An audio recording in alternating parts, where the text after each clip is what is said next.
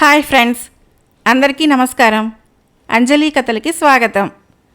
ఈరోజు జానపద నవల కథ పేరు మాయా పిల్లన గ్రోవి. విజయవర్మ 25 యువకుడు. అతడు క్షత్రియుడే అయినా అటు రాజ్యం కానీ ఇటు నాన్నవాళ్ళు కానీ లేని అభాగ్యుడు. అంతవరకు శివాపురంలో ఎలాగో బ్రతికాడు. ఇన్నాళ్ళు ఈ మారుమూల పల్లెల్లో ఎలాగో జీవోత్సవంలా బ్రతికాను. ఇప్పటికైనా తెగించి రాజధానికి వెళితే ఏదైనా మంచి ఉద్యోగం దొరకపోదు అనుకొని విజయవర్మ రాజధాని దిక్కుగా నడక సాగించాడు. మిట్ట మధ్యాహ్న సమయానికి అతడు ఓ నిర్జన ప్రదేశానికి చేరుకున్నాడు. అతడు తన వెంట ఏమీ తెచ్చుకోలేదు. చూస్తే ఆకలి నకనకలాడుతున్నా ఆ ఆకలి చల్లార్చుకోవడానికి ఏం చేయాలా అని అతడు చుట్టుపక్కల గాలించి చూశాడు. విజయవర్మకు ఏమీ లభించలేదు. కానీ దూరంగా ఒకచోట ఎత్తుగా పెరిగిన వృక్షానికి ఏవో కొన్ని ఫలాలు ఉండటం అతడి కంటపడింది. ఇకనేం, చెట్టు ఫలాల కన్నా ఆరోగ్యకరమైన ఆహారం ఎక్కడ లభిస్తుంది అనుకొని విజయవర్మ చకచకా నడుచుకుంటూ వెళ్ళి చెట్టెక్కాడు. అయితే అతడు ఓ కొమ్మ మీద కాలు వేసి మరొక కొమ్మ మీదకి వెళదామనుకునేటంతలో మొదటి కొమ్మ పెళ్ళున విరిగి విజయవర్మ అమాంతం అక్కడి నుంచి ఒరిగి నేల మీదకి వచ్చి దబీమంటూ పడిపోయాడు. నేల మీద పడినవాడు నెమ్మదిగా లేచి బట్టలకు అంటుకున్న మట్టిని దులుపుకుంటూ తలెత్తి చెట్టు వంక చూశాడు. దీని దుంపదెగ, ఇది పితృదేవుల కాలం నాటి వృక్షంలా ఉంది అనుకుంటూనే విజయవర్మ ఎంతగానో ఆశ్చర్యపోయాడు. ఆ చెట్టు చిటారు కొమ్మన ఏదో వేలాడుతూ తళతళ మెరుస్తూ ఉండటమే దానికి కారణం. ఆ మెరిసే వస్తువేమిటో తెలుసుకోవాలన్న ఆతృత విజయవర్మలో చోటు చేసుకుంది. అతడు వెనక ముందు చూడకుండా గబగబా చెట్టెక్కి చిటారు కొమ్మను చేరుకున్నాడు. ఆ మెరిసే వస్తువును చూస్తూనే అతడు నీరు కారిపోయాడు. అదొక ఇత్తడి దీపం. ఎప్పటినుంచో అక్కడ వేలాడుతూ ఉండటం వలన మట్టి పట్టి నల్లని రూపం ధరించింది. అయితే దీపానికి అటు ఇటు కొంతమేర తళతళ మెరుస్తున్నది. బహుశా ఆ తళతళలే ఎండకాంతికి మెరుస్తూ ఉండొచ్చు అనుకున్నాడు విజయవర్మ. విజయవర్మ ఆ దీపాన్ని తీసుకొని నెమ్మదిగా చెట్టు దిగి క్రిందకి వచ్చాడు. ఇది చూస్తే మామూలు దీపం. దీన్ని చెట్టు కొమ్మకు కట్టాల్సిన అవసరం ఎవరికుంటుందో. మామూలు మనుషులకు అటువంటి అవసరం రాదు. ఏ రాక్షసులో, దేవతలో, దెయ్యాలో, భూతాలో కట్టి ఉండాలి అనుకున్నాడు అతను. భూతాల విషయం జ్ఞాపకం రాగానే విజయవర్మకు ఒక సంగతి మనసులో తళుక్కుని మెరిసింది. పూర్వం ఎప్పుడో అల్లావుద్దీన్ అనే వ్యక్తి ఉండేవాడట. అతని దగ్గర అద్భుత దీపం ఒకటి ఉండేదట. ఆ దీపాన్ని ముమ్మూరు రుద్దితే ఓ భూతగాడు ప్రత్యక్షమయ్యేవాడట. కొంపదీసి ఈ దీపం ఆ దీపం కాదు కదా అనుకున్నాడు. మరుక్షణంలోనే ఎగిరి గంతేసి, కాకపోవటమేమిటి, ఇది అద్భుత దీపమే. ఇటువంటి దీపాన్ని ఇప్పుడెవరూ వాడటం లేదు. దీన్ని ముమ్మారు రుద్దు చూస్తాను అనుకొని విజయవర్మ ఆ దీపాన్ని గట్టిగా పుచ్చుకొని కుడి చేత్తో ముమ్మారు బలంగా రుద్దాడు. అయినా సరే ఆ దీపంలో నుంచి ఎటువంటి భూతగాడి కానీ యువతలకి రాలేదు. ఆశ చావక విజయవర్మ దాని వంక కొంతసేపటి వరకు పరీక్షగా చూస్తూ కూర్చున్నాడు. అయినా అతడికి నిరాశ ఎదురైంది. దాంతో అతడు నీళ్లు కారిపోయి, ఆహా, ఆశ అనేది మనిషిని ఎంత లోభానికి గురి చేస్తుంది, నేనెంత మూర్ఖుణ్ణి, ఎప్పటి అల్లావుద్దీను అతడి కాలంలోని అద్భుత దీపం ఇప్పటివరకైనా ఉంటుందా అనుకొని దాన్ని పైకెత్తి అవతలికి విసిరివేయిపోయాడు. అదే సమయంలో దీపం వేడెక్కి గుడగుడా శబ్దంతో బరువెక్కడం ప్రారంభించింది. విజయవర్మ ఆశ్చర్యపోతూ దాన్ని చప్పున నేల మీద పెట్టేశాడు. విజయవర్మ ఆశ్చర్యంగా దాని వంక చూస్తూ ఉండగానే మొదట కొద్ది కొద్దిగా తెల్లని పొగ బయటికి రావటం ప్రారంభించింది. తెల్లని పొగ యావత్తూ బయటికి వచ్చేందుకు సరిగ్గా గంట వ్యవధి పట్టింది. అంతసేపు విజయవర్మ దానికి ఎదురుగా కూర్చొని గుటకలు వేయసాగాడు. దీపంలో నుంచి వచ్చిన తెల్లని పొగ అంతా కలిపి ఓ బ్రహ్మాండమైన మానవాకారంగా ఏర్పడింది. ఆ తర్వాత అక్కడొక భూతగాడు ప్రత్యక్షమయ్యాడు. భూతాన్ని చూస్తూనే విజయవర్మ భయంతోనూ సంభ్రమాశ్చర్యాలతోనూ కొయ్యబారిపోయాడు. భూతం శరీరం యావత్తూ ముడతలు పడిపోయి ఉంది. అతడి కనుబొమ్మలు మూసుకుపోవటం వలన కళ్ళు సరిగ్గా కనిపించడం లేదు. భూతం కాళ్ళు చేతులు గాలికి అల్లాడే ఆకుల్లా వణికిపోతున్నాయి. ఏమి ఆజ్ఞ దేవరా అన్నాడు భూతంగాడు. ఆ మాటలు ఏదో నూతిలో నుంచి వచ్చినట్లు ఉన్నాయి. విజయవర్మ ఆశ్చర్యపోతూ, నువ్వు అల్లావుద్దీన్ కాలం నాటి భూతానివేనా అని అడిగాడు.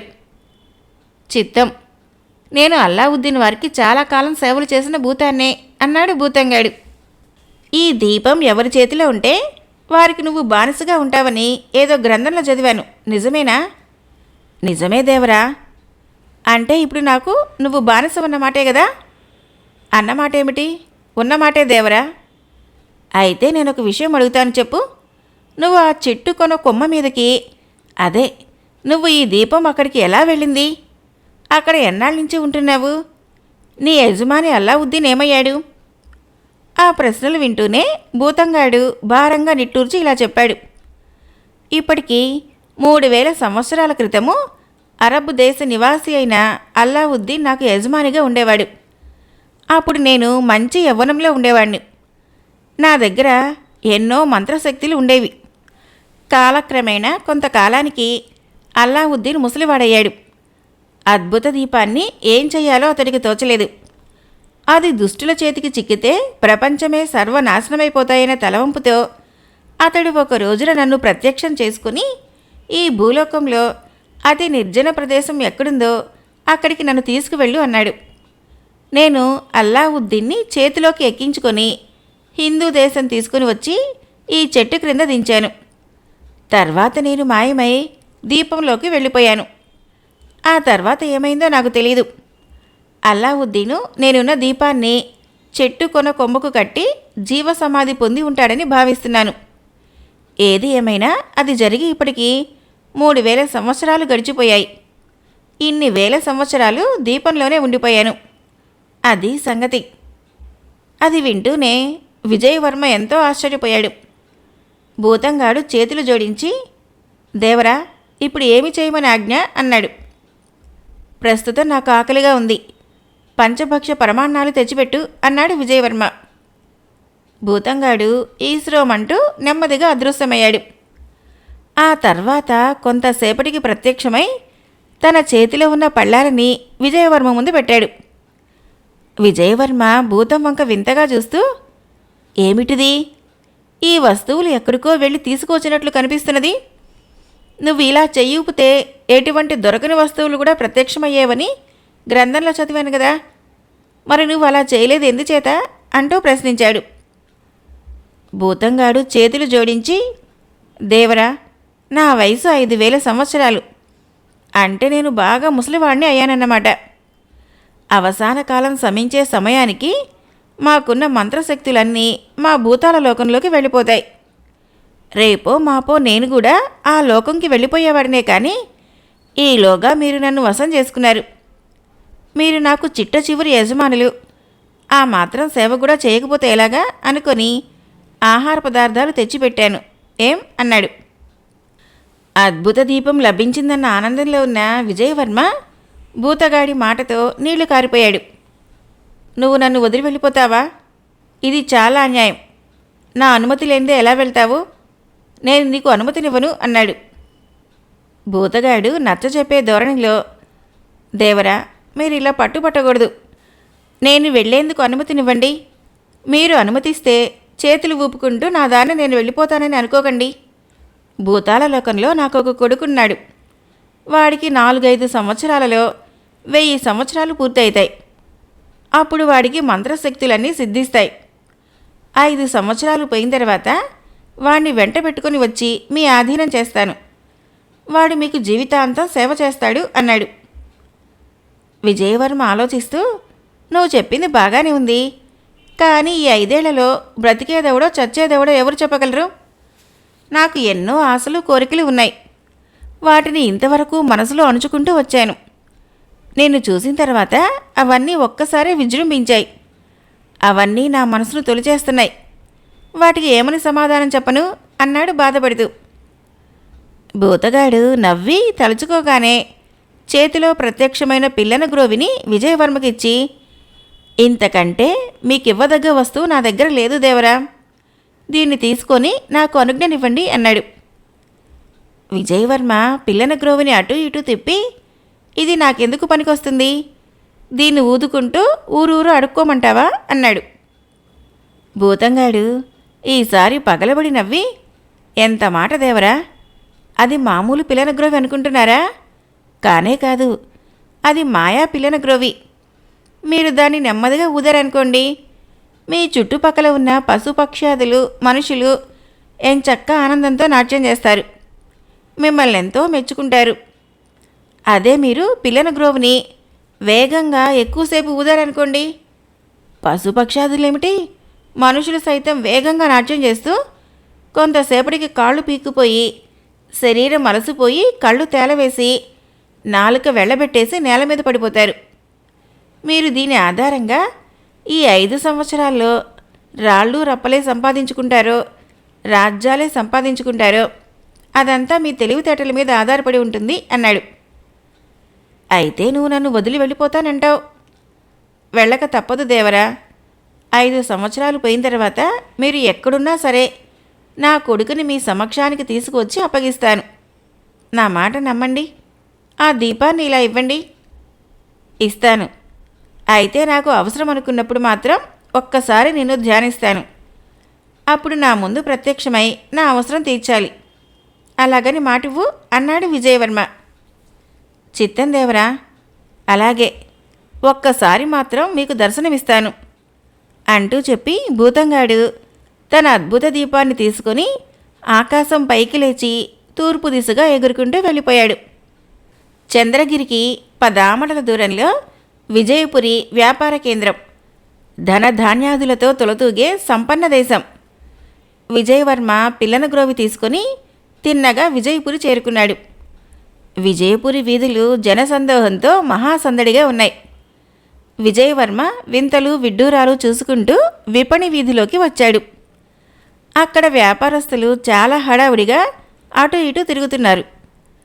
విదేశ వ్యాపారులు గుర్రాల మీద వర్తకపు సరుకు వేసుకొని విపణి వీధిలోకి వచ్చారు. గుర్రాలు నెమ్మదిగా కదం తొక్కుతూ మార్గం వెంబడి నడిచి వస్తున్నాయి. వాటిని చూస్తూనే విజయవర్మకి ఒక ఆలోచన వచ్చింది. ఓహో, ఈ గుర్రాలు చూడు చక్కగా ఎంతో ముచ్చటగా ఉన్నాయి. పిల్లన గ్రోవి ఊది చూస్తాను, గుర్రాలు ఇంకా బాగా నాట్యం చేస్తాయి అనుకొని విజయవర్మ దారి పక్కగా నిలబడి అతి సున్నితంగా పిల్లన గ్రోవి ఊదటం ప్రారంభించాడు. పిల్లన గ్రోవి మధుర శబ్దము గాలిలో వ్యాపిస్తూనే విపణి వీధిలో అటూ ఇటూ తిరుగుతున్న వ్యాపారస్తులు జంతువులు వింతగా నాట్యం చేయటం మొదలుపెట్టారు. అటుగా వచ్చిన వ్యాపారస్తుల గుర్రాలు కూడా ఎంతో మనోరంజకంగా నాట్యం చేయటం ప్రారంభించాయి. వాటి నృత్యం చూసిన విజయవర్మకు ఉత్సాహం ఎక్కువై పిల్లన గ్రోవిని మరింత గట్టిగా వాయించటం ప్రారంభించాడు. గుర్రాలు కాళ్ళు పైకెత్తి ఒకసారి 4 కాళ్ల మీద మరొకసారి నాట్య విన్యాసాలు ప్రారంభించడంతో గుర్రాల వీపుల మీద ఉన్న వర్తకులు సరుకు కాస్త నేల మీద పడి చిందరవందర అయింది. గుర్రాలు తమ కాళ్లతో సరుకుల్ని తొక్కడం ప్రారంభించాయి.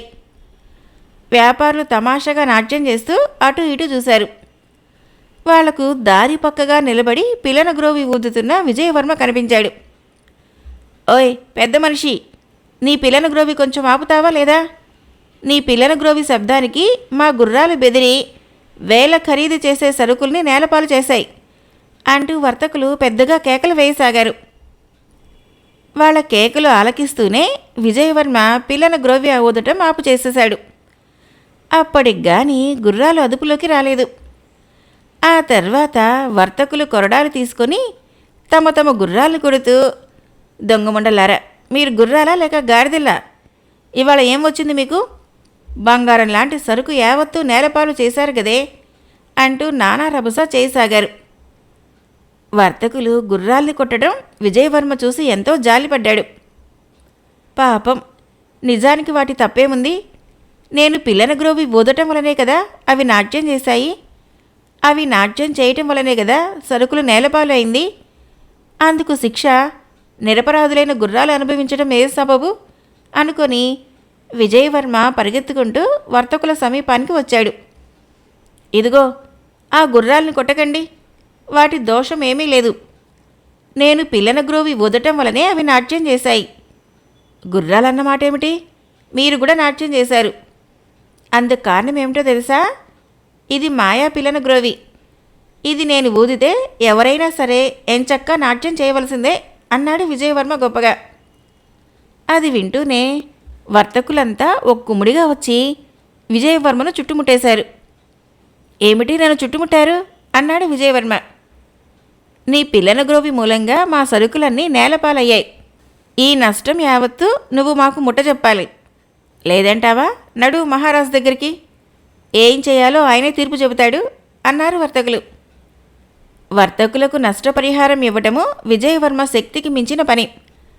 మహారాజు దగ్గరికి వెళితే తెలిసుండి కూడా పిల్లన గ్రోవి ఊది వర్తకుల సరుకు నష్టపరిచావు కాబట్టి నష్టపరిహారం చెల్లించు, లేదా కఠిన కారాగార శిక్ష అనుభవించు అనవచ్చు. అంచేత వర్తకుల్ని ఎలాగూ మంచి చేసుకోవటమే తెలివైన పని అనుకున్నాడు. వెంటనే అతడు చేతులు జోడించి, అయ్యలారా, నా వల్ల పొరపాటు జరిగిపోయింది. అందుకు చాలా విచారిస్తున్నాను. ప్రస్తుతం నా దగ్గర చిల్లి కవ్వ కూడా లేదు. నన్ను మహారాజు గారికి అప్పగిస్తే మీకు ఒరిగేదేమీ ఉండదు. అంచేత నన్ను మీ వెంట తీసుకుని వెళ్ళండి. మీరు చేసే వ్యాపారంలో నా చేతనైనంత సహాయం చేస్తాను. పిల్లన గ్రోవి ఊది అందరినీ మన దుకాణాల దగ్గర గుమిగూడేటట్లు చేస్తాను. అలా చేస్తే మీ సరుకు ఇబ్బడిగా ఖర్చు అవుతుంది. ఆ విధంగా నా వల్ల కలిగిన నష్టాన్ని భర్తీ చేసుకోండి అన్నాడు. అందుకు వర్తకులు అంగీకరించి, నువ్వు చెప్పింది సబబుగానే ఉంది. ఇక్కడికి 100 మైళ్ళ దూరంలో చంద్రగిరి అనే నగరం ఉంది. మా వర్తకం ఎక్కువగా అక్కడే జరుగుతుంది. మేము ఈరోజే చంద్రగిరికి బయలుదేరి వెళ్తున్నాం. నువ్వు మాతో పాటే రావచ్చు అన్నారు. విజయవర్మ వర్తకులతో పాటే చంద్రగిరికి వెళ్లేందుకు అంగీకరించాడు. కొన్ని రోజులు ప్రయాణం చేసిన తర్వాత అందరూ చంద్రగిరికి చేరుకున్నారు. వర్తకులంతా విపణి వీధిలో తమ తమ దుకాణాలు ఏర్పాటు చేసుకున్నారు. విజయవర్మ దుకాణాలు ముందు నుంచొని పిల్లన గ్రోవి తీసి అతి సున్నితంగా ఊదటం ప్రారంభించాడు. పిల్లన గ్రోవిలో నుంచి వచ్చే మధుర శబ్దము వింటూనే కొనుగోలుదారులు సున్నితంగా నాట్యం చేస్తూ విజయవర్మ చుట్టూ గుమిగూడేవారు. కొంతమంది, ఏన్నాయనా, అది అద్భుతమైన పిల్లన గ్రోవి కాదు కదా, దాని శబ్దం మమ్మల్ని మంత్రముగ్ధుల్ని చేస్తున్నది. మమ్మల్ని మేమే మరచిపోతున్నాము. దాన్ని అమ్ముతావా ఏమిటి? ఎంత ఖరీదైనా సరే కొంటాము, ధర చెప్పు అని అడిగేవారు. విజయవర్మ పిల్లన గ్రోవి ఊదటం ఆపి నవ్వుతూ, ఈ పిల్లన గ్రోవిదేముంది? ఇవిగో ఈ దుకాణాలన్నీ మావే. వాటిలో ఇంతకంటే అమూల్యమైన మహాద్భుతమైన వస్తువులు అనేకం ఉన్నాయి. రండి, లోనికి వెళ్ళి చూడండి. ఎవరికి కావలసిన వస్తువులు వారు ఖరీదు చేసుకోండి. మా దుకాణాలలో వెల తక్కువ, నాణ్యత ఎక్కువ. త్వరపడండి, ఆలస్యం చేస్తే సరుకు దొరకదు అనేవాడు. ప్రజలు ఆతృత పడుతూ దుకాణాలలోనికి వెళ్ళి తమకు కావలసిన వస్తువులు కొనుక్కుని వెళ్ళేవారు. ఆ విధంగా కొద్ది రోజులకే వర్తకుల సరుకు అధిక లాభాలకి అమ్ముడుపోయింది. వర్తకులంతా విజయవర్మను ఎంతగానో అభినందించారు. తలా కొంత డబ్బు విజయవర్మకు ఇవ్వజూపారు. విజయవర్మ ఆ డబ్బు తీసుకోకుండా, మీ నష్టాన్ని ఈ విధంగానైనా భర్తీ చేయగలిగాను, అంతకంటే నాకు కావాల్సిందేమిటి అన్నాడు.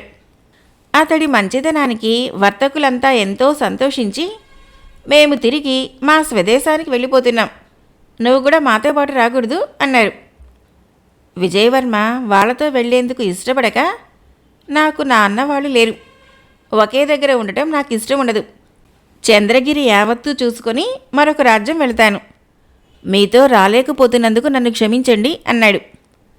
వర్తకులంతా విజయవర్మ వద్ద సెలవు తీసుకొని తమ మార్గాన్ని వెళ్ళిపోయారు. విజయవర్మ విపణి వీధి చూసుకుంటూ ఒక చోటికి వచ్చాడు. అంతలో రాజుభటులు గుర్రాల మీద అక్కడికి వచ్చారు. వాళ్ళు వర్తకుల దగ్గర నుంచి బలవంతాన పన్నులు వసూలు చేయటం ప్రారంభించారు. ఎవరైనా ఇంత పన్ను వసూలు చేస్తున్నారేమిటి అని అడిగితే వాళ్ళని కొరడాలతో కొట్టి సరుకుల్ని చిందరవందర చేసి బలవంతాన డబ్బు లాక్కుంటున్నారు. క్షణంలో విపణి వీధి యావత్తూ అల్లకల్లోలంగా తయారైంది. అదంతా విజయవర్మ ఒక మూలగా నిలబడి గమనిస్తూనే ఉన్నాడు. అతని పక్కగా నిల్చున్న వర్తకుడొకడు చేతులు పైకెత్తి, ఓరి భగవంతుడా, ఎన్నాళ్ళు మాకీ నరకం? మహారాజు గారి పాలనలో ఉన్నామో లేక రాక్షసుల క్రూరత్వంలో మగ్గిపోతున్నామేమో తెలియటం లేదు. ప్రజల యోగక్షేమాలను చూసేవారు లేరు. ఇదేమిటని అడిగిన వారు చెరసాలలో మగ్గిపోతున్నారు. ఈ రాజ్యాన్ని పాలించేది మహారాజు కాదు, కిరాతులు అంటూ గొణుకోసాగాడు. విజయవర్మ ఆ వర్తకుడి దీనాలాపన ఆలకించాడు. అయ్యా, ఈ చంద్రగిరి సంగతేమిటి? మహారాజుగారు అంత క్రూరాత్ములా? ఆయన ప్రజల యోగక్షేమాలు చూసేవాడు కాడా? అయితే అటువంటి మహారాజును క్షమించి ఎందుకీ అవస్థలు పడటం? అతన్ని గద్దె నుంచి క్రిందకి దించరాదా అని అడిగాడు. ఆ వర్తకుడు విజయవర్మ దిక్కు తిరిగి ఇలా అన్నాడు. చూడగా నువ్వు ఈ రాజ్యానికి కొత్తవాడివిలాగా ఉన్నావు. మా మహారాజు సింహకేతు సార్థక నామధేయుడు. అతడు శత్రువులకు సింహస్వప్నం, బందిపోటు దొంగలకు పక్కలో బల్యం, ప్రజల్ని కన్నబిడ్డల వల్లే పరిపాలించేవాడు. అయితే 2 ఏళ్లుగా మేము సింహకేతు మహారాజు గారి ప్రేమానురాగాల్ని కోల్పోయాము. ఆయన సింహాసనం మీద కూర్చోవటమే మానేశాడు. అధికారాన్ని ప్రధానమంత్రి అయిన సుబుద్ధికిచ్చాడు. నగర కొత్వాలు రుద్రాక్షుడు, సుబుద్ధి కలిసి దేశాన్ని పీల్చి పిప్పి చేస్తున్నారు. భరింపలేని పన్నులు ప్రజల నెత్తికెక్కాయి. అంతులేని ధనము వసూలు చేస్తున్నా ఖజానా రోజు రోజుకే ఖాళీ అవుతున్నదని రాజోద్యోగులు అంటున్నారు.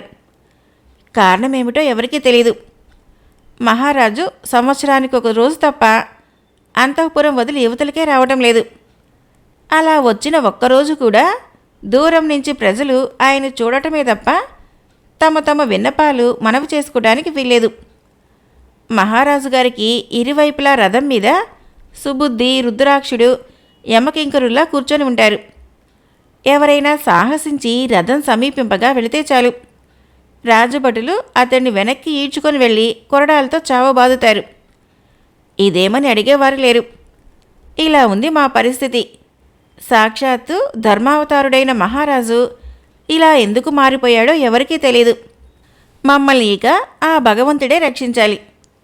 అతడి మాటలకు విజయవర్మ ఎంతో ఆశ్చర్యపోయాడు. మహారాజు గారు ఏ రోజున ప్రజలను చూడటానికి వస్తారు? విజయవర్మ అతన్ని ప్రశ్నించాడు. ఆ వర్తకుడు తలపైకెత్తి ఏదో ఆలోచిస్తూ, ఏది, రేపే ఆయన ప్రజలను చూడటానికి వస్తారు అన్నాడు. విజయవర్మ తనలో గొనుక్కుంటూ, రేపే వస్తున్నాడా? చూస్తాను. మహారాజు గారిని ఒక ఆట ఆడించకపోతే నా పేరు విజయవర్మే కాదు అనుకొని అతడు ఎక్కడైనా బస దొరుకుతుందేమోనని చూసుకుంటూ రాజమార్గం వెంబడి బయలుదేరాడు. ఆ మర్నాడు ఉదయాన్నే విజయవర్మ చక్కగా ముస్తాబై రాజమార్గం దగ్గరికి వచ్చాడు. అప్పటికే ప్రజలు రాజమార్గానికి ఇరువైపులా బారులు తీరి నిల్చుని ఉన్నారు. వాళ్ళ ముఖాల్లో మహారాజు గారిని చూడాలన్న ఆతృత కన్నా ఎందుకొచ్చింది నిలువుకాళ్ళ జీతం అనే విసుగు కనిపించసాగింది. బహుశా ప్రజలు అలా నిలుచొని మహారాజు గారికి స్వాగతం పలకాలని ఏదైనా శాసనం ఉన్నదేమో అనుకున్నాడు విజయవర్మ. కొంతసేపటికి కోట సమీపంగా కోలాహలం ప్రారంభమైంది. మహారాజు గారు 12 గుర్రాలు పూంచిన రథం మీద వస్తున్నారని ఎవరో అంటూ ఉండగా విజయవర్మ విన్నాడు. 12 గుర్రాలు కాదు, సాగితే రథానికి మనుషులను గట్టి కూడా లాగించగలడు. గుర్రాల్ని రాజుని తైతెక్కిలాడించకపోతే చూడు అనుకున్నాడు విజయవర్మ. కొంతసేపటికి మహారాజు గారి రథము విజయవర్మ నిల్చున్న చోటికి సమీపంగా వచ్చింది. విజయవర్మ రథం వంక పరీక్షగా చూశాడు. రథంలో మహారాజు రాచటీవితో కూర్చొని అటూ ఇటూ నిలుచుని ఉన్న ప్రజల వంక ప్రసన్న దిక్కులతో చూస్తున్నాడు. ప్రజలు జయ జయధ్వానాలు చేస్తూ శిరస్సులు వంచి మహారాజుకి నమస్కరిస్తున్నారు. మహారాజుకి ఇరువైపులా నగర కొత్వాలు, మహామంత్రి కూర్చొని ఉన్నారు. రథానికి చుట్టూ బల్లాలు పుచ్చుకున్న రాజభటులు పహరా కాస్తున్నారు. విజయవర్మ పిల్లన గ్రోవి తీద్దామనుకునేటంతలో నగర కొత్వాలు దృష్టి అతని మీద పడింది. వెంటనే నగర కొత్వాలు పెద్దగా అరుస్తూ, అదుగో అక్కడ ఎవరో విద్రోహి మహారాజు గారి వంక తీక్ష్ణ దృష్టితో చూస్తున్నాడు. వాడు జయ జయధ్వానాలు చేయకపోగా శిరస్సు వంచి నమస్కరించడం కూడా చేయలేదు. ఇది రాజద్రోహం. ఆ ద్రోహిని బంధించండి అన్నాడు. అతడు అలా అన్నదే తడవు విజయవర్మ పిల్లన గ్రోవి నోటి వద్ద పెట్టుకునేలోగా కొందరు భటులు పరిగెత్తుకుంటూ వచ్చి అతడి పెడరెక్కలు విరిచి పుచ్చుకొని రథం దగ్గరకు తీసుకువచ్చారు. మహారాజు గారి సంతోషానికి అంతరాయం కలిగించడం దేనికి? ఈ రాజద్రోహిని చిన్నగా చెరసాలకు ఈడ్చుకొని పోయి 100 కొరడా దెబ్బలు బహుకరించండి అంటూ నగర కొత్వాలు హూంకరించాడు. రాజభటులు విజయవర్మను తీసుకుని వచ్చి చెరసాలలో పడేసి తాళాలు బిగించి వెళ్ళిపోయారు. ఇదేం కర్మ, ఏదో చేద్దామనుకుంటే ఇంకేదో అయిందేమిటి అనుకొని విజయవర్మ గోడకి జారగిలపడి ఆలోచిస్తూ ఉండిపోయాడు. ఇప్పుడేమిటి చేయటం? చెరసాల నుంచి అవతలికి ఎలా తప్పించుకొని వెళ్ళాలి అనుకునేటంతలో విజయవర్మకు అద్భుత దీపం తాలూకు భూతగాడు గుర్తుకు వచ్చాడు. విజయవర్మ ఎంతో సంతోషిస్తూ అటు ఇటు చూసి రాజభటులెవరూ అక్కడ లేరని నిర్ధారణ చేసుకున్న తర్వాత, అద్భుత దీపం తాలూకు ఓ మాయాభూతమా, ఒక్కసారి నాకు దర్శనమివ్వు అన్నాడు. అతడలా అన్నదే తడవు విజయవర్మ ఉంటున్న చెరసాల గదిలో తెల్లటి పొగ ఆవిర్భవించింది.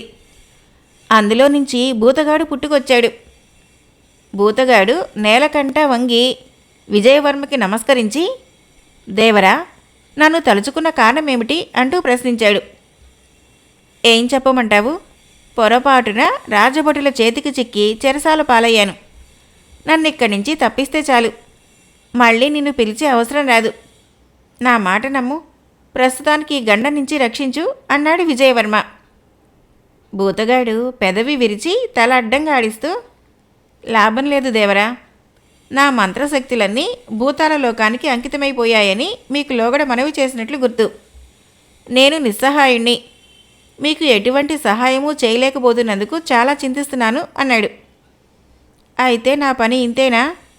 నేను ఈ చెరసాలలో మగ్గవలసిందేనా అంటూ విజయవర్మ ఎంతో బాధపడిపోయాడు. అది వింటూనే భూతగాడి నవ్వి, దేవరా, నేను మీకు మాయా పిల్లన గ్రోవి ఇచ్చాను. మీకు తెలివితేటలుంటే దాని సహాయంతో ఎంతటి ప్రమాదాన్నైనా ఇట్టే దాటి వెళ్ళవచ్చును. ఇక నేను వెళ్ళవచ్చునా అన్నాడు. విజయవర్మ బుర్రగొక్కుంటూ, అది నిజమే అనుకో. పిల్లన గ్రోవి సహాయంతో నా తిప్పలేవో నేను పెడతారే గాని నువ్వు వెళ్లే ముందు నేను అడిగే ప్రశ్నలకు సమాధానం చెప్పి మరీ వెళ్ళు అన్నాడు. అడగండి దేవరా, తప్పకుండా చెబుతాను అన్నాడు భూతగాడు. ఈ చంద్రగిరి మహారాజు సంగతి, ఇక్కడ ప్రజల మీద జరిగే అత్యాచారాల సంగతి చెప్పు. ప్రజల్ని పరిపాలించవలసిన మహారాజు ఏమీ పట్టించుకోకుండా అంతఃపురంలో కూర్చోవటమేమిటి? దేశాన్ని మహామంత్రి నగర కొత్వాలు ఆజమాయిషీ చేయటం ఏమిటి? ఇందులో ఏదైనా కిటుకు ఉందా? నాకు పూర్తి వివరాలు కావాలి అన్నాడు విజయవర్మ. భూతంగాడు కళ్ళు మూసుకొని కొంతసేపు మౌనంగా ఉండిపోయాడు. ఆ తర్వాత కళ్ళు తెరిచి ఇలా చెప్పసాగాడు. చంద్రగిరి మహారాజైన సింహకేతు సార్థక నామధేయుడు. అతడి పరిపాలనలో ప్రజలు కడుపులో నీళ్లు కదలకుండా హాయిగా జీవించసాగారు. చంద్రగిరికి ఉత్తరాన ఓ అరణ్యం ఉంది. అక్కడ 68 మంది దొంగలు కాపురం ఉంటున్నారు. వాళ్ళ నాయకుడు ఖాసిం అలీ. వాడు పరమ కర్కోటకుడు. 59 మంది దొంగలకు వాడి చెప్పిందే వేదవాక్కు. చంద్రగిరి కోటలోని ఖజానాలో వజ్ర వైడూర్యాలు, బంగారపు ఆభరణాలు కోకొల్లలుగా మూలుకుతున్నాయనే సంగతి ఖాసిం అలీకి తెలిసింది. వాడు 2-3 సార్లు కోటకు కన్నమేసి కాపలా బొట్టుల కళ్ళు కప్పలేక చావు తప్పి కన్ను లొట్టపోయినంత పరిస్థితిలో బయటపడ్డాడు. యుద్ధం చేయటానికేమో ఖాసిం అలీకి సైనిక శక్తి లేకపోయే. ఏం చేయాలో వాడికి తోచలేదు. చంద్రగిరి ఖజానా హస్తగతం చేసుకుంటే ఇక తమకు జీవితాంతము దొంగతనాలు చేసి బ్రతికే అవసరం రాకపోవచ్చు. అంచేత ఎలాగైనా ఖజానా చేజిక్కించుకోవాలని ఖాసిం అలీ ఎన్నో ప్రయత్నాలు చేశాడు. ఆ ప్రయత్నాలలో ఒకటి అనుకోకుండా ఫలించింది. అదేమంటే సింహకేతు మహారాజులాగే ముఖవర్చస్సులు, రాజటీవీ ఎత్తు లావు గల ఓ దొంగ ఖాసిం అలీ ముఠాలో ఉన్నాడు.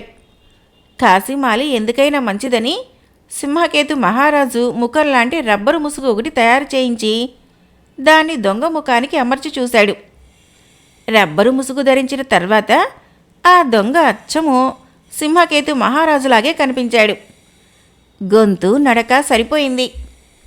ఆ తర్వాత కాసిమాలి ఓ పథకం తయారు చేసి నగర కొత్వాలు అయిన రుద్రాక్షుడితో చేతులు కలిపి కోట వెనక భాగం నుంచి అంతఃపురంలోని మహారాజు గారి మందిరం వరకు సొరంగ మార్గం తవ్వించాడు.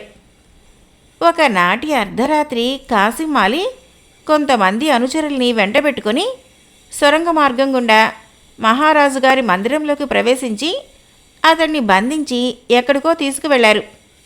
ఆ తర్వాత నకిలీ మహారాజు అసలు సింహకేతు మహారాజు స్థానాన్ని ఆక్రమించాడు.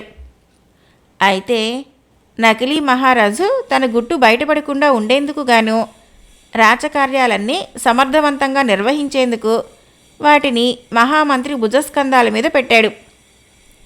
పన్నులు వసూలు చేసేందుకు, కొత్త పన్నులు విధించేందుకు అధికారాన్ని మాత్రము నగర కొత్వాలకి అప్పగించాడు. వసూలు చేసిన సొమ్ములో 3వ వంతు తను కైంకర్యం చేసుకోవడం మొదలుపెట్టాడు నగర కొత్వాలు. నకిలీ మహారాజు అంతఃపురంలో ఉంటూ ఖజానా అనుపానులు వాటిని ఎలా బయటికి తరలించాలా అన్న విషయం గురించి రాత్రివేళ తన మందిరానికి వచ్చే కాసిమాలితో చర్చలు జరుపుతూ ఉండేవాడు. ఖజానా యావత్తు ఒకేసారి తరలించడం సాధ్యం కాని పని. రాజభటులకు అనుమానం వస్తే ప్రాణాలకే ముప్పు వాటిల్లుతుంది. అంచేత ఎవరికీ అనుమానం కలగని విధంగా రోజురోజుకి కొద్ది కొద్దిగా అవతలికి చేరవేయటం మంచిది అని కాసిమాలి నిశ్చయించుకున్నాడు. ప్రస్తుతం ఆ విధంగానే ఖజానా తరలించబడుతుంది. మరొక్క విషయం, కాసిమాలి దగ్గర అద్భుతమైన మాయా దుర్బిణి ఒకటున్నది. దాన్ని భూమిపై గాని కొండలకు గాని ఆనించి చూస్తే లోపల ఎక్కడెక్కడ ఉండే నిధులు కూడా స్పష్టంగా కనిపిస్తాయి. దాన్ని మీరు చేజిక్కించుకోగలిగారో ముందు ముందు దానివల్ల ఎంతైనా ఉపయోగం ఉంటుంది. దేవరా, మీరు అడిగిన ప్రశ్నలకు పూర్తి సమాచారం అందించాను. ఇక నేను వెళ్ళిపోతున్నాను అంటూ భూతగాడు తిరిగి తెల్లని పొగగా మారిపోసాగాడు.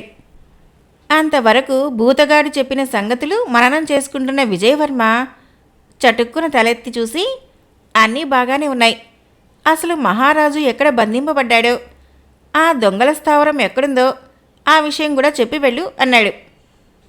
భూతగాడు పూర్తి పొగ కింద మారిపోయి, లాభం లేదు దేవరా, ఇక నేను ఏ విషయాలు చెప్పలేను. ఇక మీదట ఏం చేయాలన్నా మీ తెలివితేటలు ఉపయోగించి చేసుకోవాల్సిందే అంటూ అదృశ్యమైపోయాడు. భూతగాడు అదృశ్యమైపోయిన కొంతసేపటికి 10 మంది రాజభటులు చెరసాల దగ్గరికి వచ్చారు.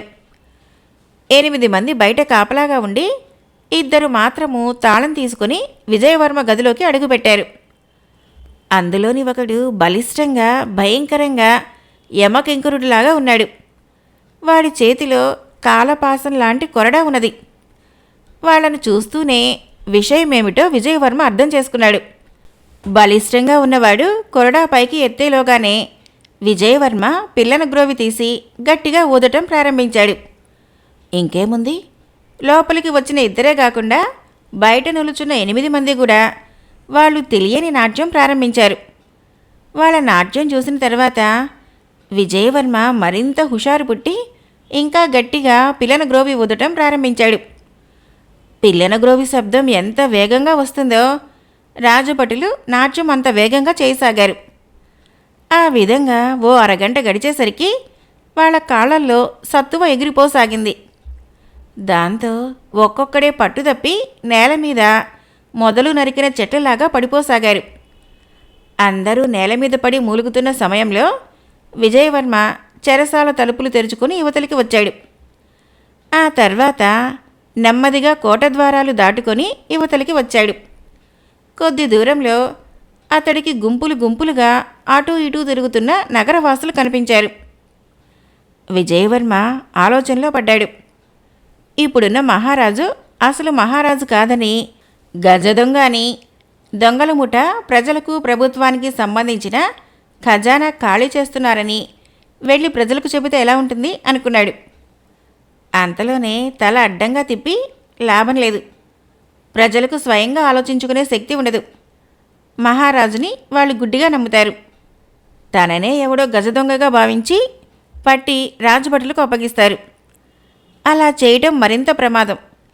ఏది ఏమైనా మహారాజు గారు ఎక్కడున్నారో, దొంగల అసలు స్థావరం ఎక్కడుందో అన్నీ తనే స్వయంగా పరిశోధన చేయటం మంచిది. ముందుగా కోట యావత్తు వెతకాలి. మహారాజు గారు కోటలోని ఎటువంటి భూగృహంలో కానీ రహస్య చెరసాల్లో కానీ బంధింపబడలేదని నిర్ధారణ చేసుకున్న తర్వాతనే బయట ప్రయత్నం ప్రారంభించాలి. ఇవాళ రాత్రికి కోట లోపల పాగా వేయాలి అనుకున్నాడు విజయవర్మ. ఎలాగో రాత్రి వరకు విజయవర్మ నగరంలో అటు ఇటు తచ్చాడుతూ కాలక్షేపం చేశాడు. రాత్రి కాగానే అతడు నల్లటి ముసుగు ధరించి కోట వెనక భాగానికి వచ్చాడు. ఏదో ఒక ఉపాయం ఆలోచించి కోట గోడ దూకి లోపలికి ప్రవేశించాలని విజయవర్మ సంకల్పం. అయితే అంతలో అతనికి దూరంగా గుర్రపు డెక్కల చప్పుడు వినిపించడంతో ఎంతో ఆశ్చర్యపోయాడు. ఆ చప్పుడు తనకు మరింత దగ్గర కావడంతో విజయవర్మ చప్పున ఓ చెట్టుచాటును దాక్కొని అటుకేసి చూడసాగాడు. కొంతసేపటికి కొన్ని గుర్రాలు వచ్చి విజయవర్మ దాక్కున్న చెట్టు సమీపంగా వచ్చి ఆగాయి. గుర్రాల మీద నల్లని ముసుగులు ధరించిన వ్యక్తులు కూర్చొని ఉన్నారు. విజయవర్మ నక్షత్ర కాంతిలో వాళ్లను లెక్కబెట్టాడు. సరిగ్గా 59 మంది ఉన్నారు. ఆ వెంటనే విజయవర్మకు భూతగాడు చెప్పిన విషయాలు గుర్తుకు వచ్చాయి. ఓహో, వీళ్ళు గజదొంగలన్నమాట. కోట వెనక భాగం నుంచి మహారాజు గారి మందిరం వరకు సొరంగ మార్గం తవ్వినట్లు భూతగాడు చెప్పాడు. నకిలీ మహారాజుతో కలిసి వీళ్ళు 60 మంది. బహుశా వీళ్ళు ఈ అర్ధరాత్రి సమయంలో ఖజానా సొమ్ము తీసుకొని వెళ్ళటానికి వచ్చి ఉంటారు. అందుకు తగిన ఏర్పాట్లు నకిలీ మహారాజు చేసే ఉంటాడు. నేను కూడా నల్లటి ముసుగు ధరించే ఉన్నాను కాబట్టి వీళ్లతో పాటు సొరంగం గుండా అంతఃపురం లోపలికి వెళితే అన్ని విషయాలు తెలుస్తాయి. ఒకవేళ మహారాజు గారు అక్కడ లేకపోయినా రేపు రాత్రికి ఒక గుర్రాన్ని సంపాదిస్తే వీళ్లతో పాటే వీళ్ళ స్థావరానికి వెళ్ళి ఎంచక్కా ఆచూకీ తీయవచ్చు. అంతగా ప్రమాదం ముంచుకొస్తే పిల్లల గ్రోవి ఉండనే ఉంది అనుకున్నాడు విజయవర్మ. దొంగలు గుర్రాలు దిగి అక్కడొక చోట గుబురుగా పెరిగిన పొదను పైకెత్తి ఉంచారు. విజయవర్మ తలెత్తి అటువైపు చూశాడు. అదొక భూ సొరంగంలా ఉంది. దొంగల్లో ఒకడు ముందుగా సొరంగం లోపలికి దిగి కాగడా వెలిగించాడు. ఆ తర్వాత ఒక్కొక్కడే నెమ్మదిగా లోపలికి దిగి అంతర్ధానం కాసాగారు. వాళ్ళు గుర్రాలని కోటకు కొద్ది దూరంలో గల చెట్లకు కట్టి మరీ వెళ్లారు. అందరూ లోపలికి వెళ్ళిన వెంటనే విజయవర్మ కూడా పరిగెత్తుకుంటూ వెళ్ళి సొరంగంలోకి దిగాడు. బిలమార్గాన్ని అతి జాగ్రత్తగా మూసేయండి అంటూ ఓ ముసుగు మనిషి ఆజ్ఞాపించాడు. బహుశా అతను కాసుమలి అయి ఉంటాడు అనుకున్నాడు విజయవర్మ. 2 దొంగలు సమీపంగా మేకుల్ని బిగించి ఉన్న తాళని వదులు చేసి వాటిని నేలకంటూ లాగటంతో పైన ఉన్న గుబురు పొద కిర్రుమని శబ్దం చేసుకుంటూ వచ్చి నేలకు మూతపడిపోయింది. ఆ తర్వాత దొంగలందరూ సొరంగ మార్గం గుండా బయలుదేరి కొంతసేపటికి మహారాజు గారి శయన మందిరం మధ్యగా ఉన్న రహస్య తలుపులు తెరుచుకొని పైకి ఎక్కి వచ్చారు. మహారాజు గారి శయన మందిరము విశాలంగా ఉంది. అక్కడ రత్నదీపాలు ప్రకాశవంతంగా వెలుగుతున్నాయి. నకిలీ మహారాజు వాళ్ళందరికీ చిరునవ్వుతో స్వాగతం చెప్పాడు. ఆ వెలుతురులో తన బండారం ఎక్కడ బయటపడుతుందోనని విజయవర్మ చప్పున ఓ పరదాచాటికి తప్పుకున్నాడు. ఏం వీరమల్లు, అన్నీ సిద్ధంగా ఉన్నాయి కదా, మనం ఖజానా దగ్గరికి నిస్సంకోచంగా వెళ్ళవచ్చునా అని ఓ వ్యక్తి అన్నాడు. ఆ సరికే అందరూ తమ తమ ముసుగులు తీసి హాయిగా ఊపిరి పీల్చుకున్నారు. అలా అడిగిన వ్యక్తి కాసిమాలి అయి ఉంటాడని విజయవర్మ ఊహించగలిగాడు. నకిలీ మహారాజుగా వేషం వేసుకున్న వీరమల్లు తన ముఖానికి తొడుక్కున్న మహారాజు గారి రబ్బరు తొడుగు తీసేసి గోడకున్న మేకుకు తగిలించాడు. అంతేకాదు, మహారాజు దుస్తులు కూడా తీసేసి అందరిలాగే నల్లని ముసుగు ధరించాడు. మిగతా వాళ్ళు కూడా ముసుగు ధరించి మందిరం బయటికి వెళ్ళిపోయారు. అలా వెళ్ళిన తర్వాత విజయవర్మ పరదా వెనక నుంచి యువతలికి వచ్చాడు. దొంగల వెనక వెళ్ళి స్థావరం ఆచూకీ తీయటమా లేక నకిలీ రాజును తికమక పెట్టి అన్ని విషయాలు సేకరించటమా అనుకుంటూ విజయవర్మ కొంతసేపటి వరకు ఆలోచిస్తూ నిలుచుండిపోయాడు. దొంగల వెనక వెళ్లటంలో ఎంతైనా ప్రమాదముంది. వాళ్లకు దొరికిపోయానో చిత్రవధ చేస్తారు. అలా కాకుండా తెలివితేటలు ఉపయోగించి నకిలీ మహారాజుని బుట్టలో వేసుకోవటమే మంచిది అనుకున్నాడు విజయవర్మ. ఆ వెంటనే అతడు రాజదుస్తులు ధరించి సింహకేతు మహారాజు ముఖంలాగానే తయారు చేసిన రబ్బరు తొడుగు తీసి తన ముఖానికి తొడుక్కున్నాడు. ఆ తర్వాత నిలువుటద్దంలో తనను చూసుకొని ఎంతో ఆశ్చర్యపోయాడు. నేనిప్పుడు ఈ దేశానికి మహారాజుని, నన్ను కాదనేవారెవరు? తలుచుకుంటే ఈ క్షణంలో దొంగలందరినీ బంధించగలను. కావాలంటే వాళ్ళందరినీ ఉరికంబాలకు ఎక్కించగలను. అయితే ఇందులో కొన్ని చిక్కులు కూడా లేకపోలేదు. అసలైన సింహకేతు మహారాజు గారు ఎక్కడున్నారో తెలియకుండా పోతుంది. బహుశా వీళ్ళు మహారాజు గారిని ఇక్కడ కోటలో దాచి ఉంచుతారని నేను అనుకోను. వాళ్ళ స్థావరంలో మహారాజు, ఆయనతో పాటు ఖజానా సొమ్ము కూడా భద్రంగా ఉండొచ్చు. అంచేత నేను తొందరపడటం మంచిది కాదు అనుకున్నాడు. కొంతసేపటికి శయన మందిరం బయట ఏదో చప్పుడు కావటంతో విజయవర్మ చప్పున పరదా వెనక్కి వెళ్ళి దాక్కున్నాడు. దొంగలు తలుపులు తీసుకుని నెమ్మదిగా ఒక్కొక్కరే లోనికి వచ్చారు. ప్రతి దొంగ చేతిలోనూ ఒక్కొక్క మూట ఉంది. ఆ మూటలన్నీ ఖజానా సొమ్ము బాపతే అయి ఉంటాయి అనుకున్నాడు విజయవర్మ. నకిలీ మహారాజైన వీరమల్లు మాత్రము ముసుగు తీసేశాడు.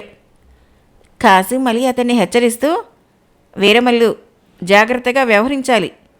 ఎవరికీ నీ విషయం కానీ ఖజానా విషయంలో కానీ ఎటువంటి అనుమానమూ కలగకూడదు. మేం మళ్ళీ ఎప్పుడు వచ్చేది నీకు కబురు చేస్తాను అని చెప్పాడు. అందుకు వీరమల్లు వినయంగా, అలాగే దొరా, నేను అప్రమత్తంగానే వ్యవహరిస్తాను. మీరు నిశ్చింతగా వెళ్ళిరండి అన్నాడు. దొంగలందరూ మూటలు తీసుకొని రహస్య మార్గం గుండా సొరంగంలోనికి వెళ్ళిపోయారు. వీరమల్లు నేలమాళిగకున్న తలుపులు బిగించి దానిమీద తివాచీ పరిచి హమ్మయ్య అనుకున్నాడు. ఆ తర్వాత అతడు గోడ దిక్కుకు తిరిగి రబ్బరు తొడుగు కోసం చూసి అది అక్కడ లేకపోవటంతో కొయ్యబారిపోయాడు. అక్కడ నిలుచుని విరగబడి నవ్వుతున్న చంద్రకేతు మహారాజును చూస్తూనే వీరమల్లికి మతిపోయినంత పనైంది. ఇతనెవరు? అసలు మహారాజా లేక నాలాగే నకిలీ మహారాజా? ఎవరైనా కానీ ఇక్కడికి ఎలా రాగలిగాడు అనుకున్నాడు వీరమల్లు. ఎవరు నువ్వు? ఏమిటి ఈ వేషం? నా శయన మందిరానికి ఎలా రాగలిగావు? నా రబ్బరు తొడిగి ఇలా ఇచ్చేస్తావా లేక నిన్ను యమలోకానికి పంపించమంటావా? తెచ్చిపెట్టుకున్న గాంభీర్యంతో అన్నాడు వీరమల్లు. విజయవర్మ మళ్ళీ పగలబడి నవ్వటం ప్రారంభించాడు. అతడి నవ్వు శయన మందిరం యావత్తూ ప్రతిధ్వనించింది. ఇంకా అలా ప్రతిధ్వనిస్తూనే ఉంది.